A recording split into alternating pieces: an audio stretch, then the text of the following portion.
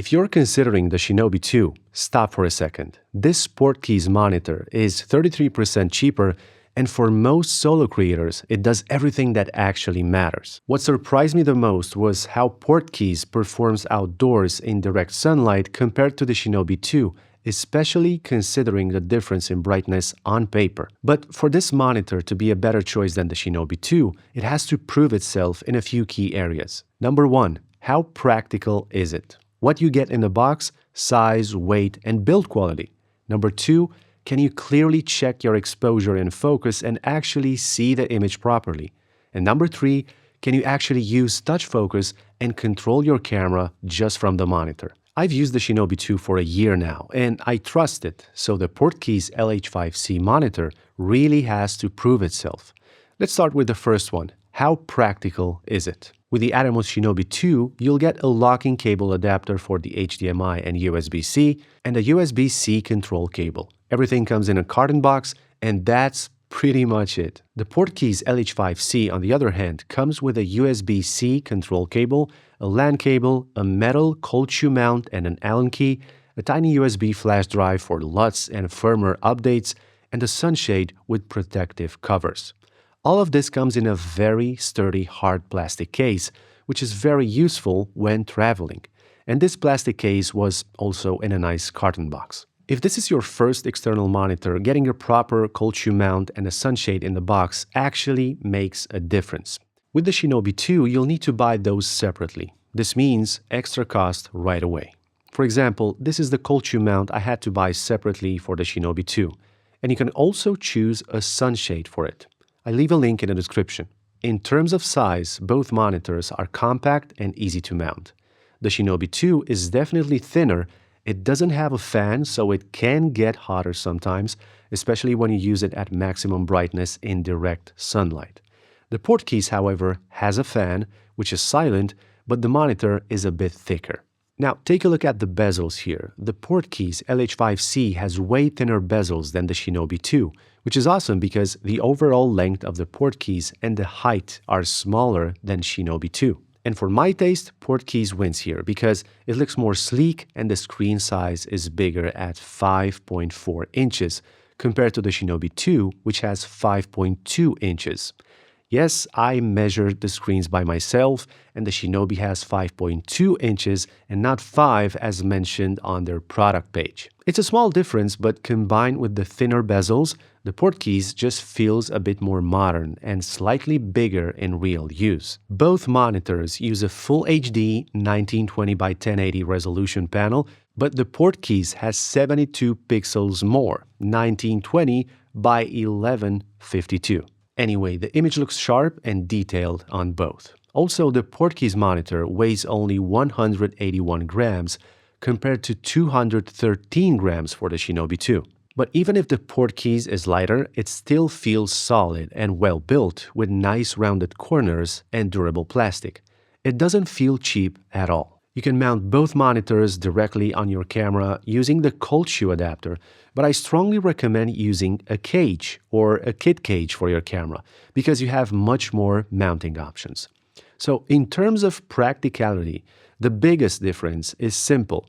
Portkeys gives you more out of the box and it stays cooler during long sessions. Both monitors use NPF-style batteries.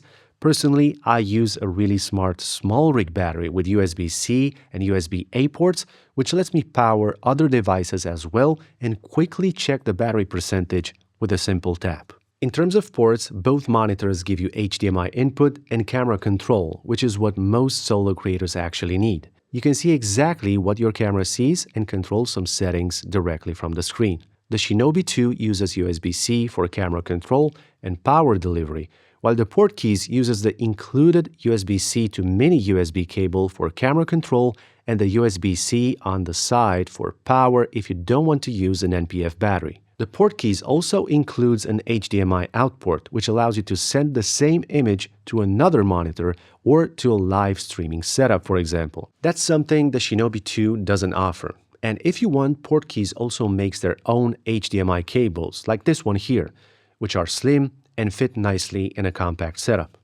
Both monitors include a headphone jack for audio monitoring and both allow you to load LUTs and update firmware. Shinobi 2 uses an SD card, while the Portkeys uses a USB-A port. The Shinobi 2 uses a simple on-off button, while the Portkeys uses an on-off switch. There are also two essential things on the Portkeys that I really like. One is a physical switch that lets you disable the touchscreen so you don't accidentally change settings while filming.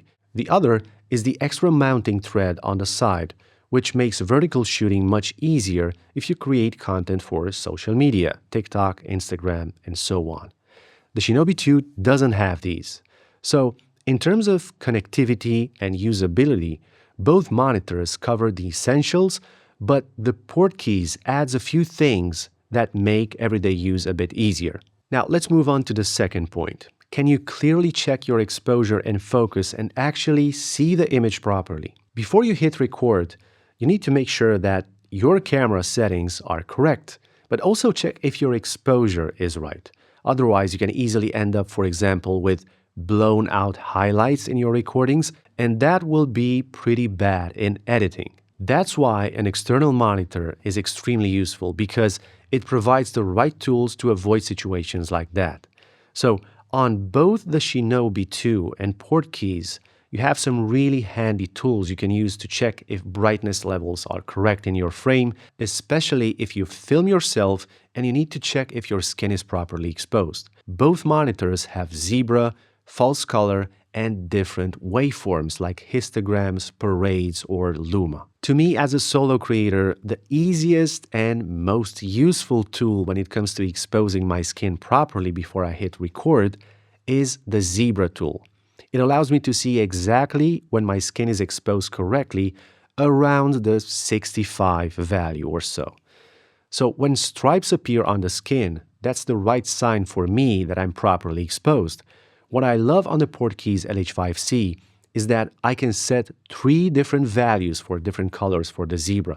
I usually leave the low value disabled, that's for the shadows, but I set the middle value to 65, 70 or so to know if my skin is in the right spot. And then I can set a high value of 95, for example, with a different color to know exactly if something in the frame is overexposed. And that is a plus on the Portkeys because Shinobi 2 allows you to set only a single value for the zebra. The rule of thirds grid is again something very useful, and I use it to make sure my eyes are in a good spot, or when I film B-roll footage and I want to make sure that I position objects in a good composition. If Shinobi 2 is only allowing you to enable or disable a 3x3 grid, let me tell you that the Portkeys monitor allows you to not only change the number of the lines of the grid, but you can choose between 4 different colors, and you can also change the thickness of the lines, and that's pretty cool. And I like how Portkeys deals with this because sometimes you need some customization freedom, right?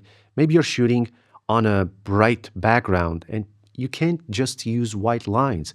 You can change the color of the lines and see those grids better. Now, if you don't trust your camera when it comes to perfect focus, either when you film yourself or you need to know if an object is really in focus, you can always turn on the Focus Assist feature, which highlights the edges of the subject. Both monitors allow different colors when using this useful function. And of course, there are many other advanced features on both monitors for more professional work, and I wanted to talk about the most important ones for solo creators. The truth is that you can have all the functions in the world, but if the monitor is not bright enough outdoors on a sunny day, everything falls apart and you get frustrated because you can't see a thing. So on paper, the Shinobi 2 has 1500 nits, and the Portkeys LH5C has 800 nits. But take a look at these images.